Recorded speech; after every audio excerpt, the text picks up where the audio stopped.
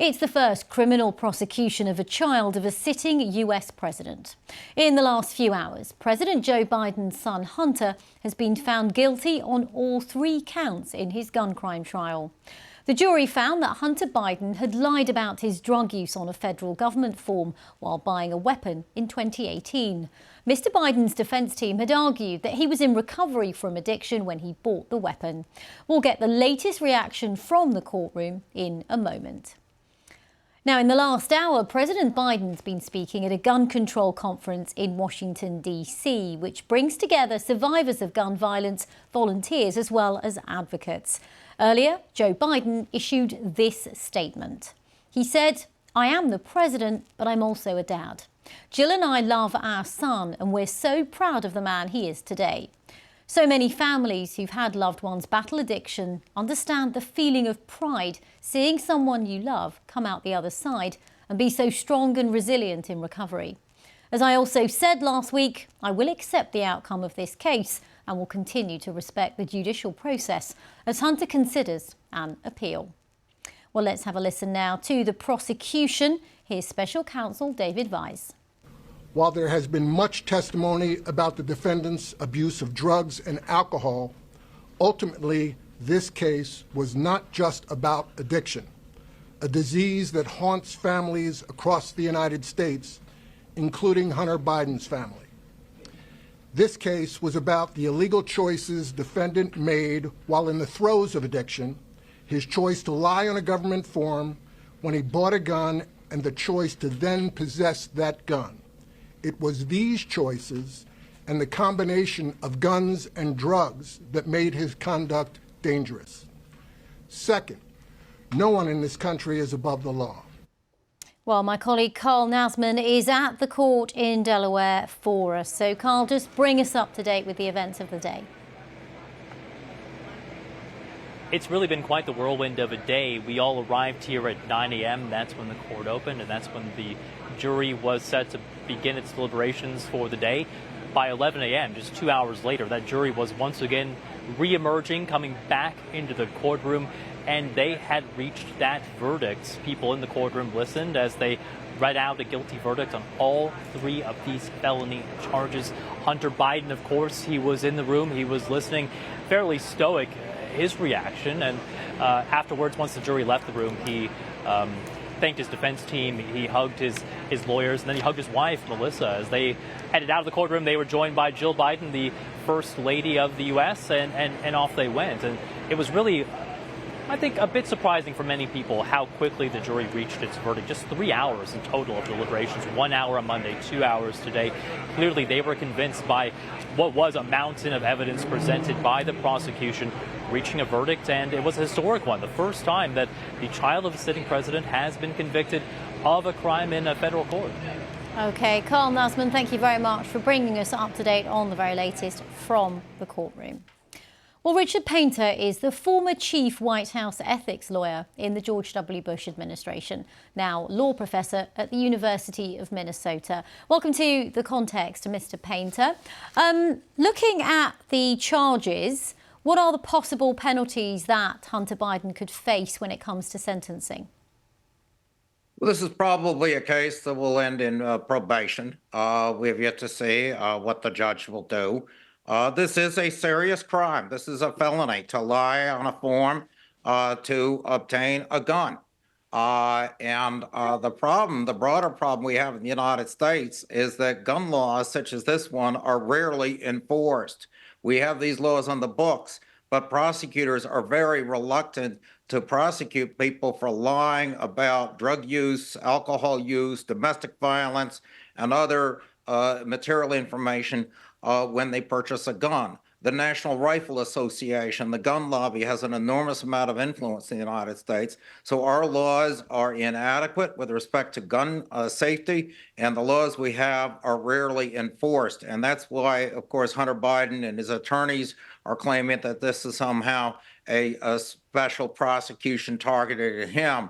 I have absolutely no sympathy for Hunter Biden. I have absolutely no sympathy for anyone who lies on a form to obtain a gun permit in the United States. But we absolutely need to enforce our gun laws and not just have this be a one-off case brought against Hunter Biden. And the irony is that a lot of the people in the National Rifle Association and those who don't want to enforce any of these gun laws, they are backing Donald Trump for president, and he is a convicted felon in New York for falsification of business records, also a very serious crime. And I remind everyone that Hunter Biden is not running for president of the United States. His father is. Indeed. And that's really what this story is all about. It is, but of course, one of the questions which is more straying into the politics, I might say, is how this might impact his father's chances. We'll come to that perhaps in a second, but I wanted to first of all ask you about what his path is to a possible appeal.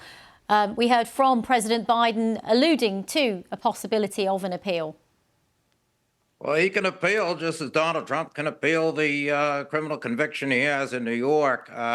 I think that in both cases, the appeals are unlikely to succeed, but there's always grounds to try to appeal a criminal conviction, and Hunter Biden has every right to do that. The broader issue in the political sphere ought to be, are we serious about enforcing gun laws in the United States? Or are we just going to be prosecuting Hunter Biden, not other people who lie on these forms or people who buy guns for others who are ineligible? We have an epidemic of gun violence in the United States. We need to have law and order in this country, and enforcing our gun laws for everybody is absolutely critical. And second, we need to remember that Hunter Biden is not a candidate for president. His father is, and a lot of families have had problems with drug addiction, problems with criminal conduct, but those are not the family members who should be running for president of the United States. We should not have anyone who's a convicted felon running for any political party for the presidency of our country. Okay. Thank you very much, Richard Painter, for sharing your thoughts. Thank you. Now it's time to bring in our panel. Reminder of who they are: Susan Page, Washington Bureau Chief for USA Today, and Joe Walsh, former Republican presidential candidate. Richard there alluded to the politics around this, reminding us, of course, that he's not a candidate. Hunter Biden's not running for office. But Susan, how much is this going to play into the election campaign? Well, I think it's never a good thing when your son is convicted on felony charges, especially involving guns, which is an issue that's very important to Democratic voters, as well as many Americans generally. On the other hand, the politics of this is a little complicated because on the one hand, Democrats are saying since this verdict that it demonstrates that Joe Biden, the president, is not manipulating the Justice Department is not weaponizing against his enemies. He didn't even intervene to save his son. This is the question of weaponization is one that Donald Trump has made in his trial. Republicans, on the other hand, are pointing to this as a sign of kind of an equivalency that, Donald Trump is a convicted felon. Well, so is Hunter Biden. So I'm inclined to think that this might have some small impact, but I think that big issues facing this country now means that this is probably not going to be anything that's close to decisive. What do you reckon, Joe? Is this going to be a Republican talking point as the months get closer to the presidential election? Oh, absolutely, because it will be a talking point for Donald Trump, and every Republican echoes Donald Trump. I agree with everything Susan said, but here's the important point. Personally, I'm sure this is difficult for Joe Biden. It is a serious crime, and Hunter's going to pay a price. But politically, what did Joe Biden say today? He came out and he uttered words that Donald Trump is humanly incapable of uttering. I will accept the verdict, and I will continue to respect the judicial process, the justice process. That's the antithesis of what Donald Trump says and how Donald Trump has engaged in his one-man attack, but now the whole party, the Republican Party, continues to attack our justice system. Kudos to Joe Biden. Okay.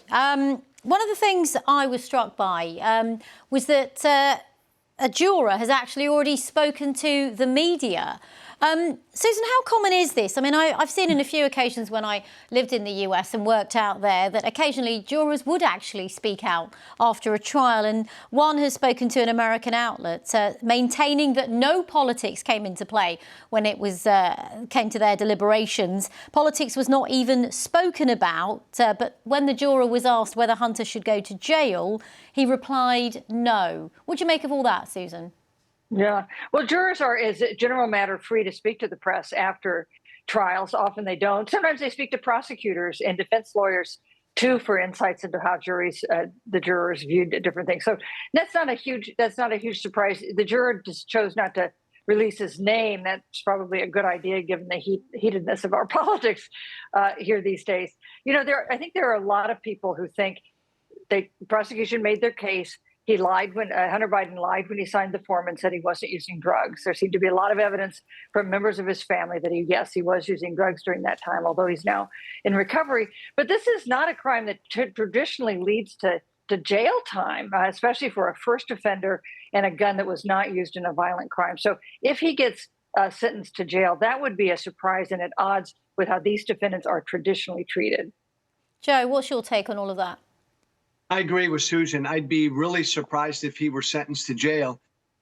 Again, though, watch the Republicans and watch Trump. Their entire theme this year has been that the justice system is being weaponized to go after Donald Trump. This clearly blunts that. OK. Just quickly, actually, Joe, because you used to be a talk show host, what are the kind of headlines that they're reporting on today then? What are the talk show hosts saying on this subject then?